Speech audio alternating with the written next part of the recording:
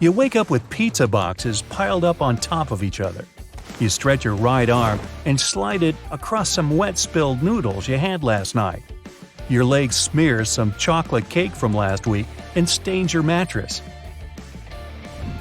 There are random papers, clothes, books, food cartons with food still inside them, and other random useless junk all over your queen-size bed. You're too lazy to get out of bed, but you have to get to work. You shove aside all the junk and slide it onto the already littered ground. There are plastic bottles, more fast food litter, clothes, dirty dishes, and animal fur on the ground. It's sticky and covers every inch of real estate to the point that you feel like you're walking on lava. You stare out the dirty window, look at yourself in the mirror, and sulk. This isn't the you you'd thought you'd be a year ago. The sun is shining and you just bought your brand new house. It's a nice place outside the city in a little friendly neighborhood surrounded by picket fences and blooming flowers. Your neighbors come up to greet you just as you pull in the driveway. They bring a casserole and some yummy desserts to welcome you to the neighborhood.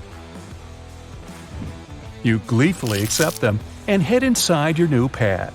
Throughout the week, you unpack your bags and arrange your furniture. You also just landed a new job which helped you afford this house. You wake up every day at 6 a.m. and come back home at 10 p.m. This new job is paying you well, but you don't have time for yourself or to keep your house in order. Over the next few months, you start ordering food every night and bringing leftovers to work. You haven't changed your bedsheet since you arrived and haven't vacuumed the floor since you first stepped foot inside. The smell inside is getting stronger, considering you're not taking out the trash or opening the windows to air out the house. You've also given up on sorting out your dirty laundry. You have no more clean clothes left, so you're reusing the same clothes for work, but they have food stains all over them. The bathrooms are not a place anyone would like to go. The running water drips and overflows onto the floor, making it damp inside. Since no sunlight enters, mold grows abundantly, providing a home for various bacteria and parasites. It's no wonder you call in sick every month. So much work has made you lose sight of your house and has affected your performance at work. You've gotten multiple warnings and have been told to take care of yourself and get new clothes or wash the ones you have. But the more clothes you buy, the more dirty stacks of clothes appear all over your house. There's no place to sleep anymore. Your bed is a mountain of junk, and your couch is home to boxes you haven't even unpacked since you moved in. You order a sleeping bag and crash in the dirty kitchen. Cockroaches are crawling on every inch of the kitchen floor, counter, and little crawl spaces. Rats have chewed on most of the wooden furniture and created a network of underground tunnels for them to access every area of your house. You hear the little rat tails clacking on the tiles whenever they run past your ear. You try to sleep, but the dishes in the sink are so stacked up that the dripping faucet channels water to run through the plates and glasses and splash on your forehead. You pick up your sleeping bag and place it in the basement. The smell is unbearable. There is moss growing in every corner and even a small puddle of stagnant water festering and providing a home for mosquitoes, bacteria, and other vermin. The rats and mice use this small pool as a swimming ground to have pool parties and clean themselves up after a long day of eating your food and creating tunnels. There are thousands of rats in every corner, but you somehow don't mind them anymore. You see little nests of baby rats in the dark corners. The wooden foundation is failing and being eaten away by termites and the buildup of mold. You wake the next day with rat footprints all over your body and go to work only to be kicked out and sent back home to clean yourself up. You try to shower, but the pipes are clogged and only a few drops of dirty water land on your body. You go to the backyard that has a dirt-filled patch where you were supposed to build a swimming pool, but didn't have time to follow up on it. You lay your sleeping bag on the dirt and try to find a garden hose to clean yourself. But rats have gnawed through the plastic, so it can't spray properly. Either way, you rinse yourself with water and try to dry yourself with some garbage bags, since you can't find your towels in the sea of trash. You go back inside to watch TV, which surprisingly still works. You clear some space on your couch and order pizza. You have a stack of pizza boxes stacked on top of each other, forming a makeshift coffee table, and you rest your legs on it. The pressure and weight of your legs allows some insects to scurry away that have been eating the leftover crusts and cheese. The doorbell rings and you get up and answer it. The delivery guy is already in his car driving away from the stench. They all know you by now.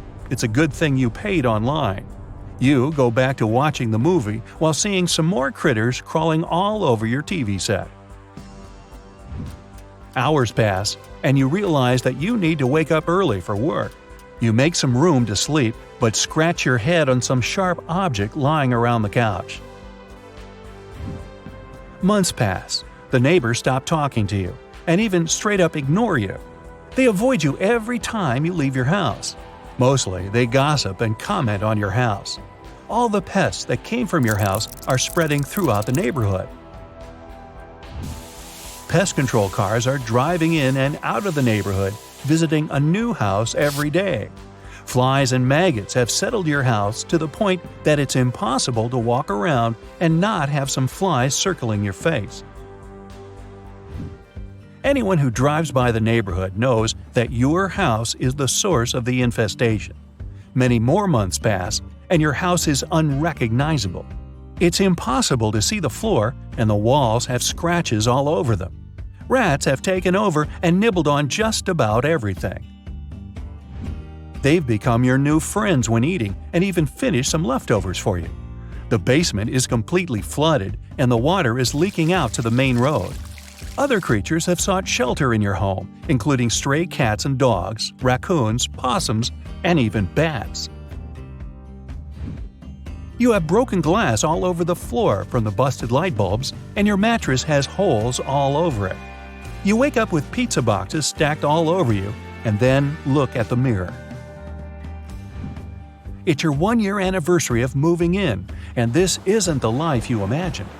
Out the window, you see your neighbors selling their homes, with some already gone, including the one who welcomed you when you first moved in.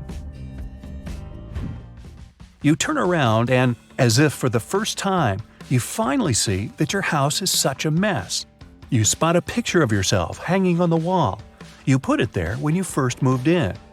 You decide to fix your house and clean it all up. You know it'll take weeks or months, but you skip work and begin by cleaning up your room. You get boxes of garbage bags and start stuffing trash inside. You buy 3 new vacuum cleaners and start collecting all the dust and debris that has collected over the past year. After a couple of hours, you have over 20 garbage bags outside your house waiting to be collected. The stains will need to be scrubbed away, and the destroyed furniture will need to be thrown out. After 2 months of hard work, you manage to get rid of all the trash you can find. It takes you another week to scrub the floors and walls and order new furniture to replace the broken, chewed-up ones. The biggest challenge is getting rid of the remaining pests and fixing the basement water problem. After making some phone calls, you get some pros to fix the water and get rid of the vermin. It takes you a total of 4 months to turn your place into a minty fresh pad to live in. Your garden is blooming, and you go back to work in fresh clothes with a wide smile. And you get to meet your new neighbors, who have heard all about you. Yep, you have some fences to mend, don't you?